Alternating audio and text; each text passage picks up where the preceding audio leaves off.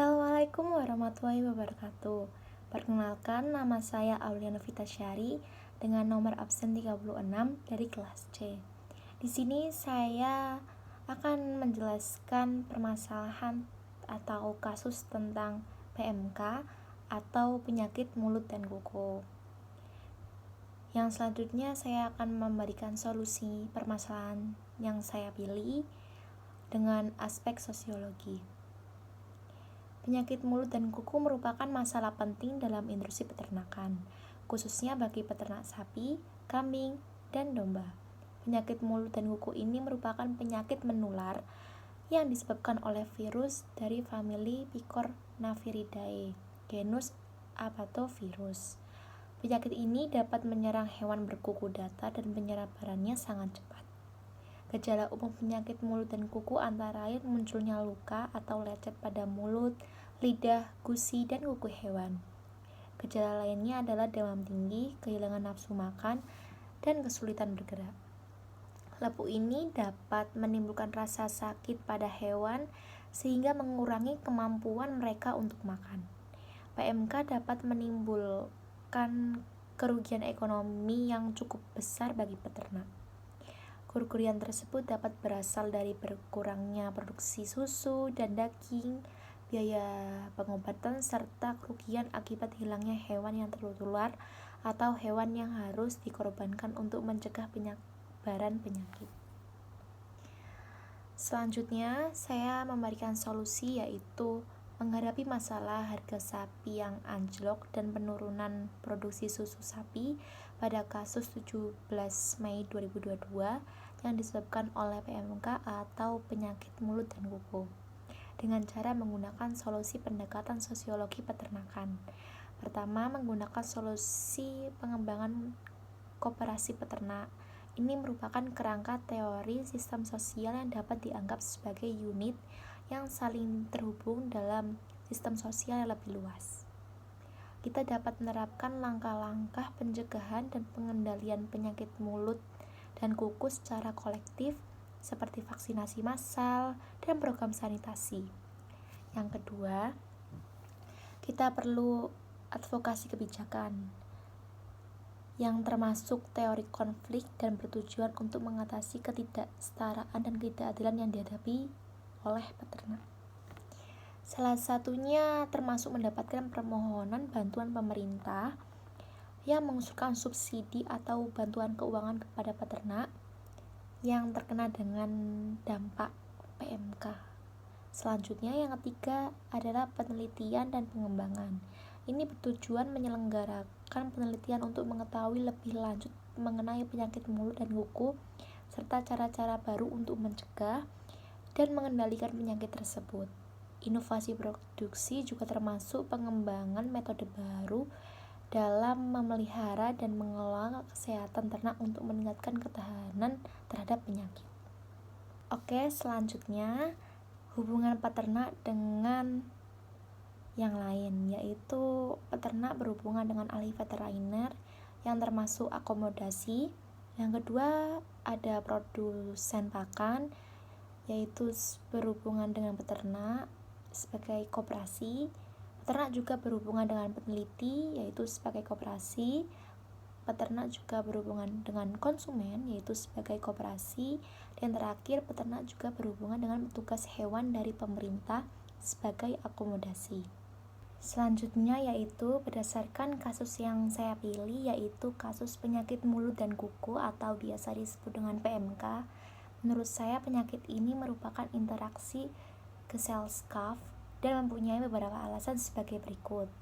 Yang pertama, PMK tidak hanya mempengaruhi individu, tetapi juga masyarakat secara keseluruhan.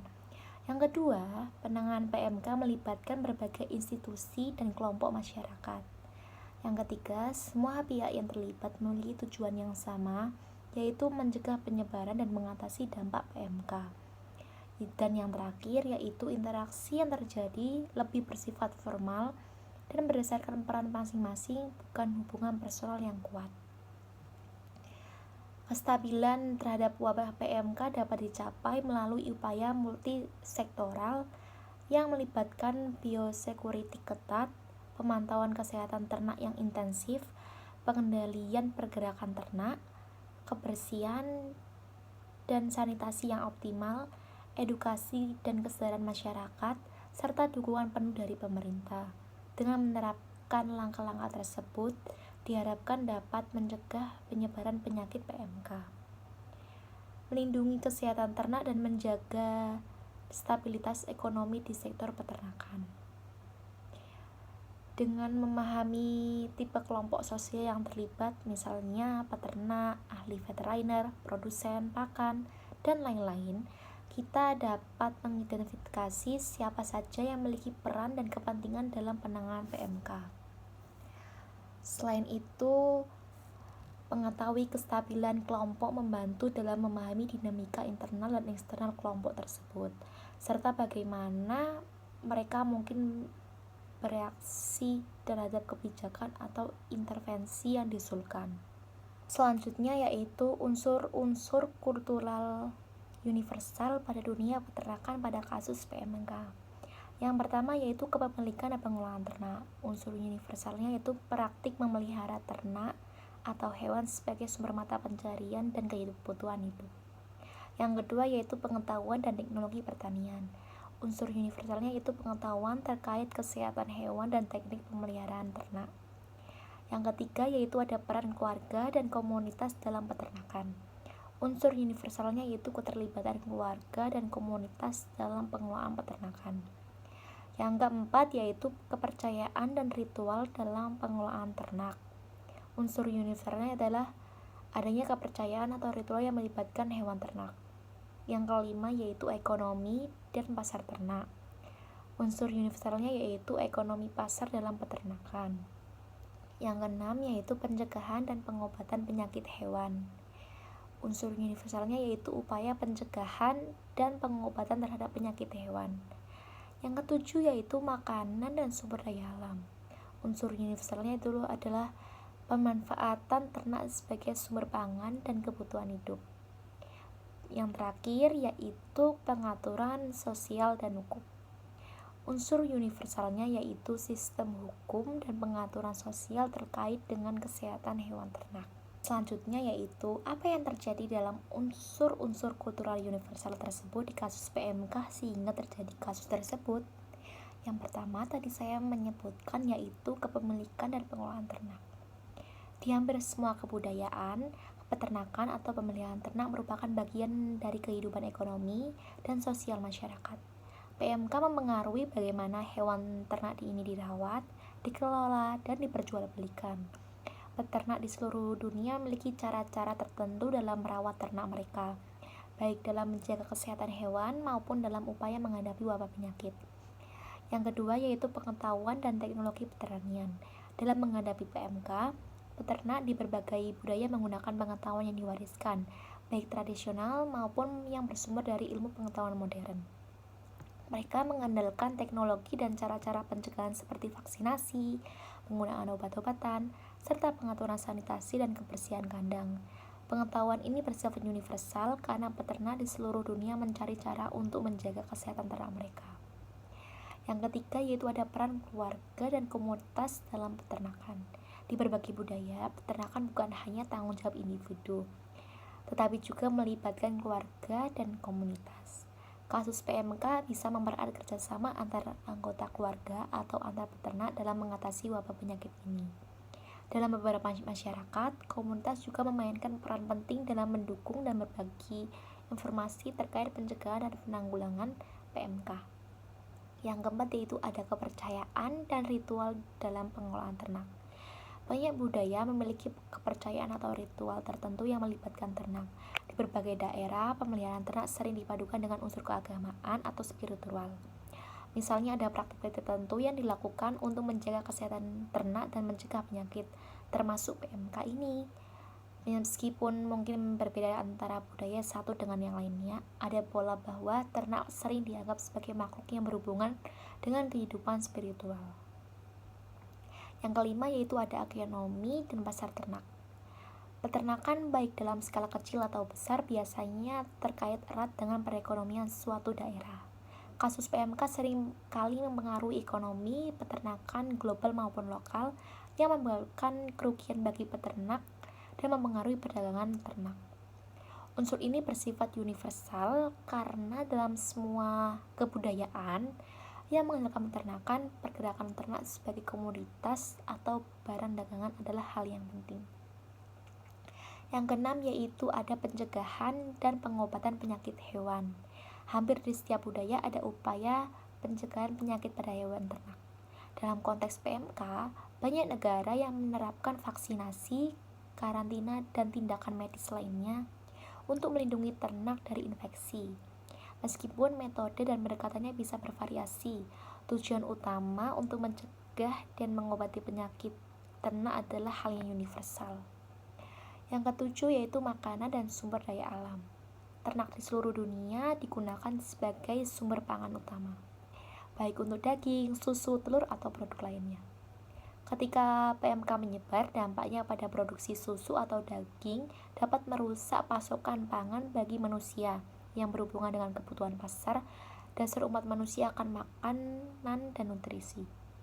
Hal ini menunjukkan adanya ketergantungan manusia terhadap ternak dalam memenuhi kebutuhan dasar hidup.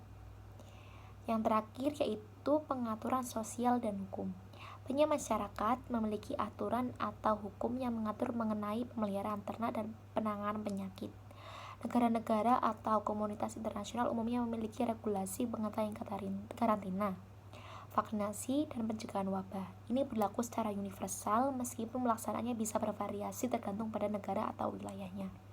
Selanjutnya yaitu solusi untuk mengatasi atau memperbaiki kasus PMK harus melibatkan banyak pihak dan mempertimbangkan unsur-unsur kultural universal yang ada dalam masyarakat ternak. Pendekatan yang berbasis pada peningkatan pengetahuan, kerjasama komunitas, pengetahuan kebijakan, serta manfaatan budaya lokal bisa mempercepat penanggulangan wabah ini. Setiap langkah harus dilakukan dengan memperhatikan konteks lokal dan budaya peternak agar lebih efektif dan berkelanjutan. Selanjutnya yaitu posisi strata sosial dari masing-masing pihak yang berinteraksi dalam kasus PMK dalam industri peternakan. Dan saya akan menjelaskan alasan mengapa saya menempatkan pihak-pihak dalam posisi tersebut. Yang pertama yaitu peternak atau skala kecil dan tradisional. Posisi strata sosialnya itu strata bawah atau kelas bawah. Alasannya yaitu peternak kecil atau tradisional yang biasanya bergantung pada ternak sebagai sumber pendapatan utama, seringkali berada di posisi yang lebih rentan dalam struktur sosial dan ekonomi. Mereka memiliki keterbatasan akses terhadap teknologi, informasi kesehatan ternak, serta sumber daya keuangan untuk mengatasi masalah besar dari PMK. Selain itu, dalam banyak kasus mereka bergantung pada jaringan sosial lokal dan pengetahuan tradisional dalam mengelola ternak mereka. Selanjutnya yaitu peternak skala besar dan korporasi agribisnis. Posisi strata sosial yaitu strata menengah ke atas atau kelas atas. Alasannya yaitu peternak skala besar atau perusahaan agribisnis yang mengelola ribuan ternak berada pada posisi yang lebih kuat secara ekonomi dan sosial. Mereka memiliki akses yang lebih baik terhadap teknologi, sumber daya finansial, serta pengetahuan teknis yang lebih baik dalam hal pencegahan penyakit. Dalam menghadapi PMK, perusahaan besar ini lebih mampu untuk melakukan vaksinasi massal, karantina, dan perawatan medis yang lebih efektif. Selanjutnya yaitu pemerintah. Posisi strata sosialnya yaitu strata elit atau kelas atas, namun dalam posisi penengah. Alasannya yaitu pemerintah memiliki kekuatan politik dan kewenangan regulasi yang besar dalam menangani wabah PMK. Mereka bertanggung jawab untuk membuat kebijakan yang dapat melindungi kesehatan hewan dan manusia serta menjaga kestabilan ekonomi. Dalam kasus PMK, pemerintah harus membuat keputusan yang berimbas pada seluruh sektor peternakan baik skala besar maupun skala kecil. Selanjutnya yaitu petugas kesehatan atau veteriner. Posisi strata sosialnya yaitu strata profesional menengah ke atas. Alasannya yaitu petugas kesehatan hewan atau dokter hewan berada di posisi yang penting dalam upaya pencegahan dan pengobatan PMK. Mereka adalah ahli yang memiliki pengetahuan teknis dan ilmiah tentang bagaimana menangani wabah. Meskipun secara sosial mereka memiliki status yang lebih tinggi daripada peternak kecil, posisi mereka seringkali bergantung pada dukungan dari pemerintah atau lembaga kesehatan untuk melakukan intervensi medis. Selanjutnya yang terakhir yaitu konsumen dan pasar ternak. Posisi strata sosialnya itu kelas atas untuk pasar global atau kelas bawah untuk pasar domestik lokal. Alasannya yaitu konsumen ternak atau produk peternakan seperti daging, susu, dan lain-lain berada di posisi yang beragam tergantung pada konteks pasar. Di pasar global, konsumen dari negara maju yang mengimpor produk ternak mungkin berada dalam strata sosial atas karena mengakses produk dengan standar internasional. Mereka mempengaruhi permintaan produk ternak yang bebas dari penyakit seperti PMK. Selanjutnya, adakah sosial mobility yang bisa saya temukan dalam kasus peternakan PMK? Mobilitas sosial dalam kasus PMK terlihat dalam beberapa bentuk, baik vertikal maupun horizontal, yang berhubungan dengan perubahan status sosial ekonomi peternak, profesional, dan masyarakat secara umum. Wabah PMK dapat menyebabkan penurunan status sosial bagi peternak kecil yang kehilangan ternaknya, sementara di sisi lain dapat mendorong kenaikan status sosial bagi peternak skala besar, dokter hewan, dan atau pihak-pihak yang terlibat dalam penanganan wabah dengan cara yang efektif. Selain itu, beberapa individu atau kelompok seperti peternak kecil yang terdampak bisa mengalami mobilitas horizontal yang beralih ke sektor lain atau pindah lokasi usaha demi mencari peluang baru. Selanjutnya, bagaimana status and role masing-masing pihak yang berinteraksi dalam kasus PMK dalam dunia industri peternakan? Yang pertama yaitu peternak atau skala kecil dan tradisional, khususnya yaitu serta bawah atau kelas bawah dalam masyarakat peternakan. Perannya yaitu pengelolaan ternak kecil yang mengolah ternak secara tradisional dan seringkali menjadi sumber utama protein dalam ekonomi lokal. Mereka adalah pihak yang berlangsung terpengaruh oleh wabah PMK dengan kerugian yang besar jika ternak mereka terinfeksi atau harus dimusnahkan. Selanjutnya yang kedua yaitu peternak skala besar dan korporasi agribisnis. Statusnya yaitu serta menengah ke atas atau kelas atas dalam dunia peternakan. Perannya yaitu produksi massal. Peternak skala besar dan perusahaan agribisnis mengelola ribuan ternak dan berperan sebagai pemain utama dalam produksi daging dan produk ternak untuk pasar domestik dan internasional. Mereka seringkali memiliki kapasitas yang lebih besar dalam menangani wabah dibandingkan peternak kecil. Yang ketiga yaitu pemerintah atau Kementerian Pertanian dan dinas terkait. Statusnya yaitu serata elit atau kelas atas dalam struktur politik dan kebijakan. Perannya yaitu pembuatan kebijakan. Pemerintah memiliki kewenangan untuk mengeluarkan kebijakan karantina, mengatur pergerakan ternak, dan menetapkan kebijakan vaksinasi dan pencegahan penyakit. Mereka bertanggung jawab untuk merumuskan kebijakan yang dapat mengurangi dampak wabah PMK pada seluruh sektor peternakan, baik untuk peternak kecil maupun besar. Selanjutnya yaitu dokter hewan dan petugas kesehatan hewan atau veteriner. Statusnya itu serata profesional menengah ke atas. Perannya yaitu deteksi dan pencegahan. Mereka bertugas untuk mendiagnosis dan mengobati ternak yang terinfeksi serta memastikan bahwa langkah-langkah pencegahan diterapkan dengan benar. Mereka memiliki keahlian teknis dalam menangani penyakit hewan dan memberikan nasihat medis kepada peternak. Yang terakhir yaitu konsumen dan pasar ternak. Statusnya yaitu kelas sosial bervariasi, kelas atas untuk pasar global dan kelas bawah untuk pasar domestik. Perannya yaitu permintaan dan konsumsi. Konsumen ternak baik domestik maupun internasional berperan dalam menentukan harga dan permintaan produk ternak seperti daging dan susu. Penyebaran PMK dapat mempengaruhi kepercayaan pasar yang pada gilirannya mempengaruhi harga dan penjualan produk ternak. Sekian yang dapat saya sampaikan, semoga bermanfaat. Wassalamualaikum warahmatullahi wabarakatuh.